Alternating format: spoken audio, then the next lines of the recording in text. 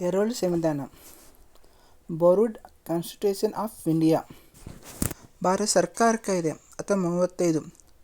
ಸಂಯುಕ್ತ ಪದ್ಧತಿ, ರಾಜ್ಯಪಾಲರ ಕಚೇರಿ, ತುರ್ತು ಪರಿಸ್ಥಿತಿ, ಲೋಕಸೇವಾ ಆಯೋಗ, ಫೆಡರಲ್ ಪಬ್ಲಿಕ್ ಸರ್ವಿಸ್ ಕಮಿಷನ್, ನ್ಯಾಯಾಂಗ ವ್ಯವಸ್ಥೆ, ಫೆಡರಲ್ ಕೋರ್ಟ್, ಆಡಳಿತ ವಿವರಣೆ ಇವೆಲ್ಲ ಕೂಡ 1935 ಒಳಗೆ ಎರವಲು ಪಡ್ಕೊಂಡಿವೆ ಅಂತ ಹೇಳ್ಬೋದು. ನೆಕ್ಸ್ಟು ಬ್ರಿಟನ್ ಸಂವಿಧಾನ. ಎಲ್ಲಿ ಸಂವಿಧಾನ? ಬ್ರಿಟನ್ ಸಂವಿಧಾನ ಸಂಶೋಧಿತ ಪದ್ಧತಿ, ಕಾನೂನಿನ ಪದ್ಧತಿ, ಶಾಸಕಾಂಗ ಪದ್ಧತಿ, ಏಕಪೌರತ್ವ, ಕ್ಯಾಬಿನೆಟ್ ಪದ್ಧತಿ, ರೀಟ್ಗಳು, ಸಂಶೋಧಿತ ಸವಲತ್ತು, ದ್ವಿಸದನ ಪದ್ಧತಿ ಇವು ಕೂಡ ಬ್ರಿಟನ್ ಸಂವಿಧಾನದಿಂದ ಎರವಲು ಪಡೆದುಕೊಂಡಿದ್ದೇವೆ ಅಂತ ಹೇಳ್ಬೋದು.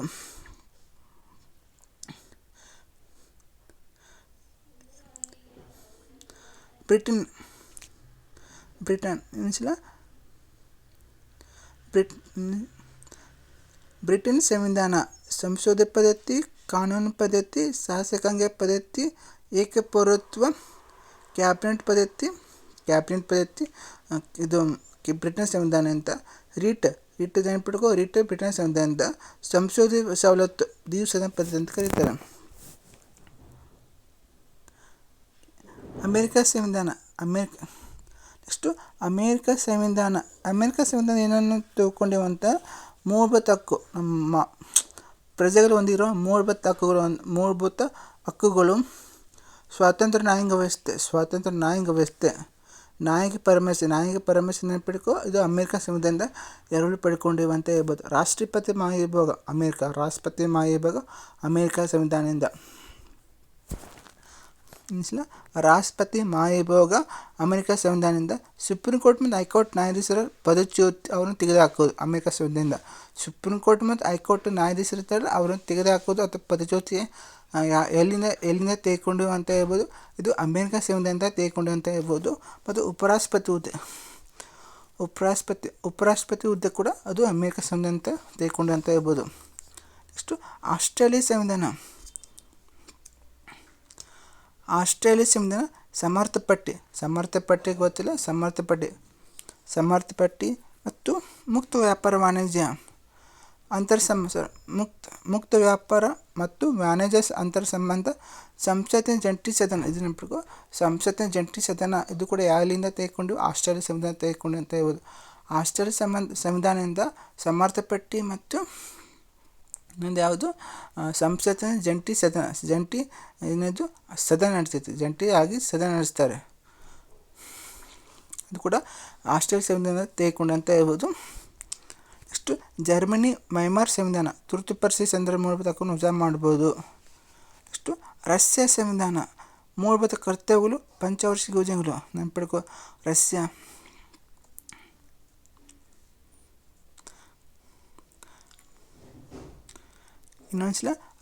ಸಂವಿಧಾನ ಮೂಲಭೂತ ಕರ್ತವ್ಯ ಕರ್ತವ್ಯದವಲ್ಲ ಅವು ರಷ್ಯಾ ಸಂವಿಧಾನದಿಂದ ಎರವಲು ಪಡೆದುಕೊಂಡಿವಂತ ಹೇಳ್ಬೋದು. ನೆಕ್ಸ್ಟ್ ಪಂಚವಾರ್ಷಿಕ ಯೋಜನೆ. ನೆಕ್ಸ್ಟು ಪಂಚವಾರ್ಷಿಕ ಯೋಜನೆ ಅದು ಆವಾಗಿನ ಕಾಲದಲ್ಲಿ ಜಾರಿ ಬಂತು. ಇದು ಜವಾಹರ್ ನೆಹರು ಅವರ ಕಾಲದಲ್ಲಿ ಆಗಿತ್ತು ಪಂಚವಾರ್ಷಿಕ ಯೋಜನೆ. ಇದು ಕೂಡ ಎಲ್ಲಿ ರಷ್ಯಾ ಸಂವಿಧಾನ ಪಡೆದುಕೊಂಡು ಅಂತ ಹೇಳ್ಬೋದು. ಯಾವುದು? ಪಂಚವಾರ್ಷಿಕ ಯೋಜನೆ ಮೂಲಭೂತ ಕರ್ತವ್ಯ ರಷ್ಯಾ ಸಂವಿಧಾನ.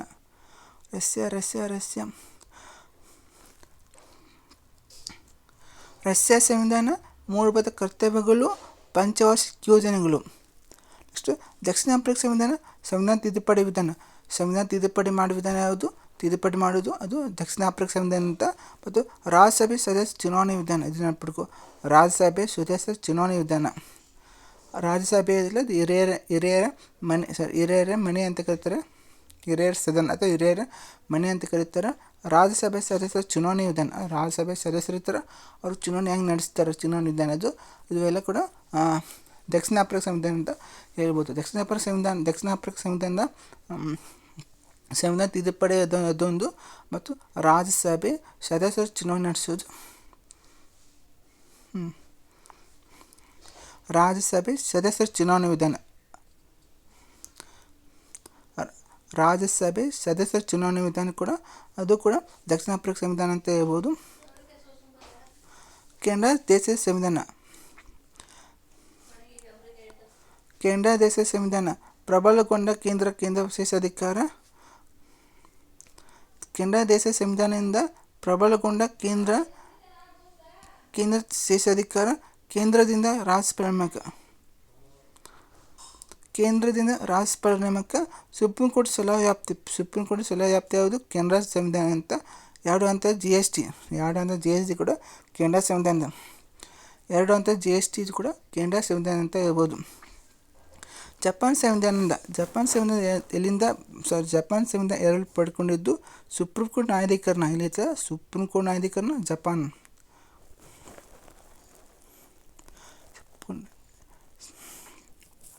ಸುಪ್ರೀಂ ಕೋರ್ಟಿನ ನ್ಯಾಯಾಧೀಕರಣ ಜಪಾನ್.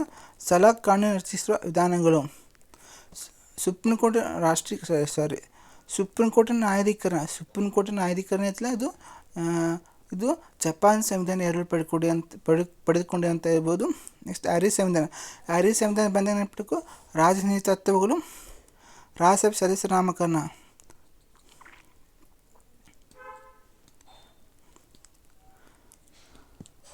ರಾಜ್ಯಸಭೆಗೆ ಸದಸ್ಯರ ನಾಮಕರಣ ಕೊಡೋದು ಐರಿಷ್ ಸಂವಿಧಾನ ಅಂತ ಹೇಳ್ಬೋದು.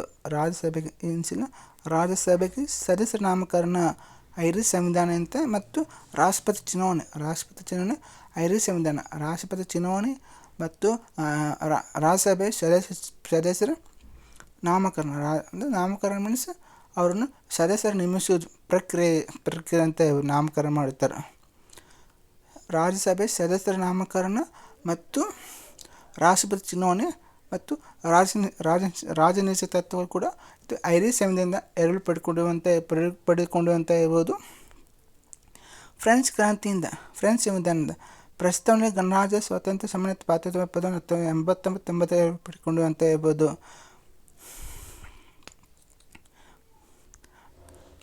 ಇಷ್ಟೇ ಪ್ರಸ್ತಾವನೆಯಲ್ಲಿರುವ ಗಣರಾಜ್ಯ ಸ್ವಾತಂತ್ರ್ಯ ಸಮಾನತೆ ಭಾತೃತ್ವ ಪದವನ್ನು 1789 ಎರಡು ಪಡೆದುಕೊಂಡಿವೆ. ಅದರಿಂದ ಫ್ರೆಂಚ್ ಸಂವಿಧಾನ ಎರಡು ಪಡೆದುಕೊಂಡು ಅಂತ ಹೇಳ್ಬೋದು. 1917 ರಷ್ಯಾ ಕ್ರಾಂತಿಯಿಂದ ಪ್ರಸ್ತಾವನೆ ನ್ಯಾಯ ರಾಜಕೀಯ ಆರ್ಥಿಕ ಸಾಮಾಜಿಕ ನ್ಯಾಯ ಎಂಬ ಪಡೆದುಕೊಂಡೆ ಅಂತ ಹೇಳ್ಬೋದು. ಏಕಪೌರತ್ವ. ಭಾರತದಲ್ಲಿ ರಾಷ್ಟ್ರೀಯ ಮನೋಭಾವನೆ ಜನರಲ್ಲಿ ಉಂಟು ಮಾಡುವ ಏಕಪೌರತ್ವ ಪದ್ಧತಿಯನ್ನು ಭಾರತದ ಸಂವಿಧಾನ ಅಳವಡಿಸಿಕೊಂಡಿತ್ತು. ಭಾರತದ ರಾಷ್ಟ್ರೀಯ ಮನೋಭಾವನೆ ಜನರಲ್ಲಿ ಉಂಟು ಮಾಡಲು ಏಕಪೌರತ್ವ ಪದ್ಧತಿಯನ್ನು ಭಾರತದ ಸಂವಿಧಾನ ಅಳವಡಿಸಿಕೊಂಡಿತ್ತು. ಅಂದರೆ ನಮ್ಮ ಭಾರತ ಐತಲ್ಲ, ರಾಷ್ಟ್ರೀಯ ಮನೋಭಾವನೆ, ನಮ್ಮ ರಾಷ್ಟ್ರೀಯ ಮನೋಭಾವನೆಗಳ, ನಮ್ಮ ರಾಷ್ಟ್ರೀಯ ತಿಳುವಳಿಕೆಗಳ ಅವೆಲ್ಲ ಜನರಲ್ಲಿ ಅವರಿಗೆ ತಿಳಿವುಪಡಿಸುವುದಕ್ಕೆ ಸಲುವಾಗಿ ನಮ್ಮ ಸಂವಿಧಾನದಲ್ಲಿ ಅದು ಸೇರಿಸಲಾಗಿತ್ತು ಏಕಪೌರತ್ವ. ಈ ಮೂಲಕ ರಾಷ್ಟ್ರ ಜನರಲ್ಲಿ ಭಾರತೀಯ ಎಂಬ ಪರಿಕಲ್ಪನೆ ಮೂಡಿಸಲು ಇದರಿಂದ ಭಾರತದಲ್ಲಿ ಇರುವ ಜನರು ತಾವು ಭಾರತೀಯರೆಂದು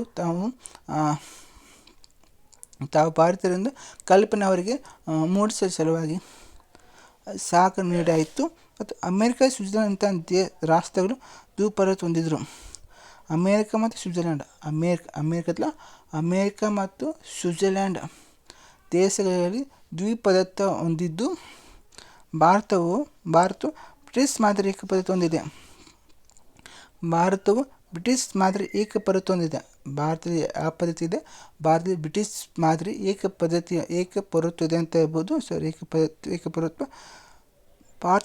ಭಾರತ ಜನರು ದೇಶದ ನಾಗರಿಕ ಹಾಗೂ ರಾಜಕೀಯ ಹಕ್ಕನ್ನು ಹೊಂದಲು ಸಹಕಾರಿಯಾಗಿದೆ ಅಂತ ಹೇಳ್ಬೋದು.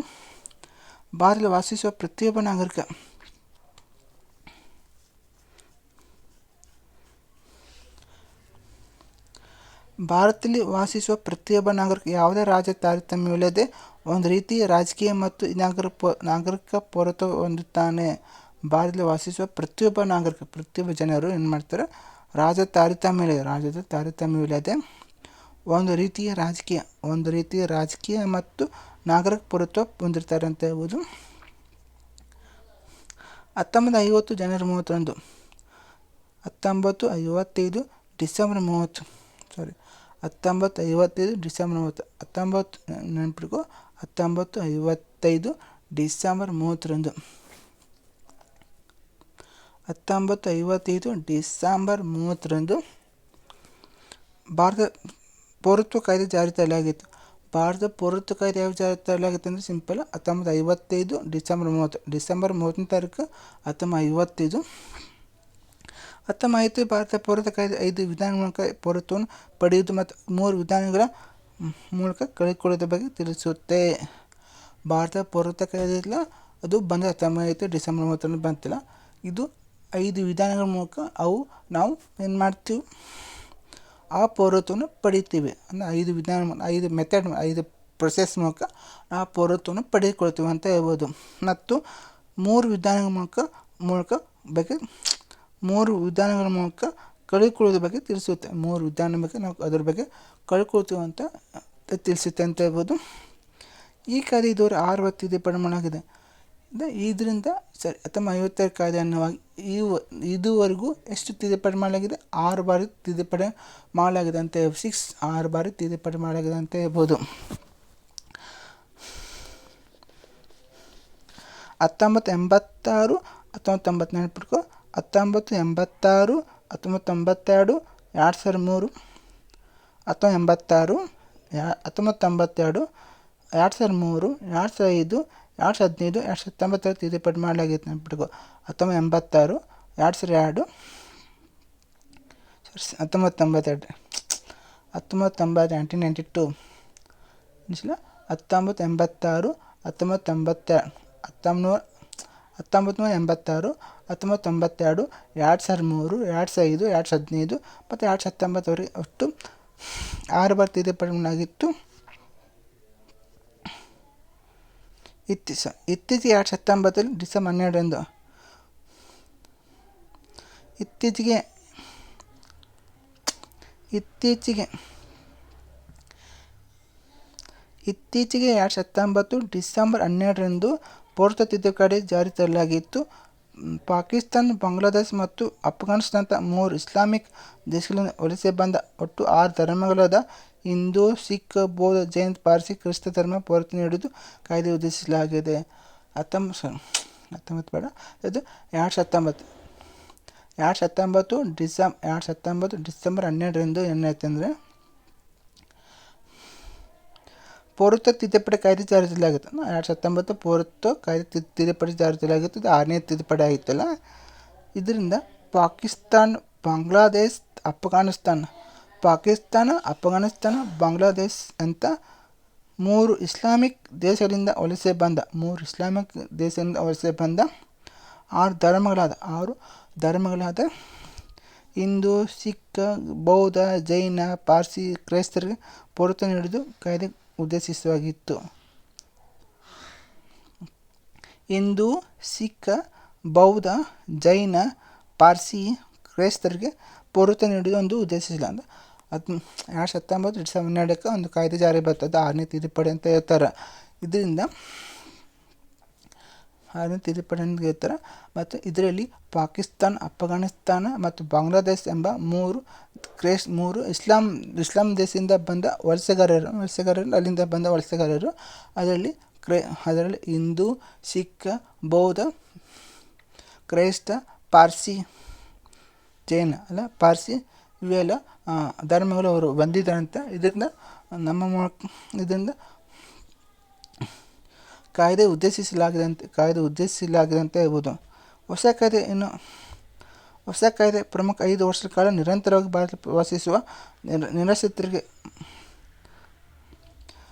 ಈ ಹೊಸ ಕಾಯ್ದೆ ಅನ್ವಯ 5 ವರ್ಷಗಳ ಕಾಲ ನಿರಂತರವಾಗಿ ಭಾರತದಲ್ಲಿ ವಾಸವಾಗಿರುವ ನಿರಾಶ್ರಿತರು, ಮೊದಲು 11 ವರ್ಷ ಇತ್ತು, ಕಾಯಂ ಪೌರತ್ವ ಪಡೆದು ಅರ್ಹರಾಗ್ತಾರೆ. ಆವಾಗ 2019 ಬಂದಿರೋ 6 ಧರ್ಮಗಳಿಂದ ಬಂದಿದ್ದಾರಲ್ಲ ಅವರಿಗೆ 5 ವರ್ಷ ಕಾಲ ಅವರಿಗೆ ಪೌರತ್ವ ಹಕ್ಕು ನೀಡ್ತಾರೆ. 5 ವರ್ಷ ಕಾಲ ಪೌರತ್ವ ಹಕ್ಕು ನೀಡ್ತಾರೆ ಅಂತ ಹೇಳ್ಬೋದು. ಮೊದಲು ಇದು 11 ವರ್ಷ ಇತ್ತು, ಸದ್ಯಕ್ಕೆ 5 ವರ್ಷ ಮಾಡಿದ್ದಾರೆ ಅಂತ ಹೇಳ್ಬೋದು. 2019 5 ವರ್ಷದಿಂದ 2014 ಅಂತ ಅನಿಸುತ್ತೆ. ಸಂವಿಧಾನ 6ನೇ ಪರಿಚ್ಛೇದದಲ್ಲಿ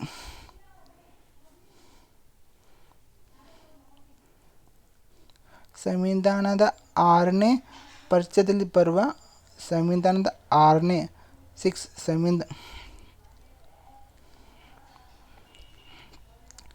ಸಂವಿಧಾನದ 6ನೇ ಪರಿಚ್ಛೇದದಲ್ಲಿ ಬರುವ ಅಸ್ಸಾಂ, ಮೇಘಾಲಯ, ತ್ರಿಪುರ, ಮಿಜೋರಾಂ ಎಂಬ ರಾಜ್ಯಗಳ CA ಅನುವಾಗೋದಿಲ್ಲ. ನೆನಪಿಟ್ಕೋ, ಸಂವಿಧಾನದ 6ನೇ ಅನುಸೂಚಿ ಐತಿಲ್ಲ ಅದರಲ್ಲಿ ಅಸ್ಸಾಂ, ಮೇಘಾಲಯ, ತ್ರಿಪುರ, ಮಿಜೋರಾಂ ಎಂಬ ರಾಜ್ಯಗಳಿಗೆ CAA ಅನುವಾಗದ ಇಲ್ಲದ ಅಪ್ಲೈ ಆಗಲ್ಲ ಅಂತ ಹೇಳ್ಬೋದು. ಹಾಗೂ ನಿರ್ದಿಷ್ಟ ಪ್ರದೇಶ ಹೊರಗಿನವರು ಅನುಮತಿ ಪಡೆಯಬೇಕಾದ ವ್ಯವಸ್ಥೆ ಹೊಂದಿರುವ ನಾಗಾಲ್ಯಾಂಡ್, ಮಿಜೋರಾಂ, ಅರುಣಾಚಲ ಪ್ರದೇಶ ಕೂಡ ಅನುವಾಗಲ್ಲ. ಮತ್ತು ನಾಗಾಲ್ಯಾಂಡ್, ಮಿಜೋರಾಂ, ಅರುಣಾಚಲ ಪ್ರದೇಶ ಕೂಡ ಅದು ಅನುವಾಗಲ್ಲ ಅಂತ ಹೇಳ್ಬೋದು.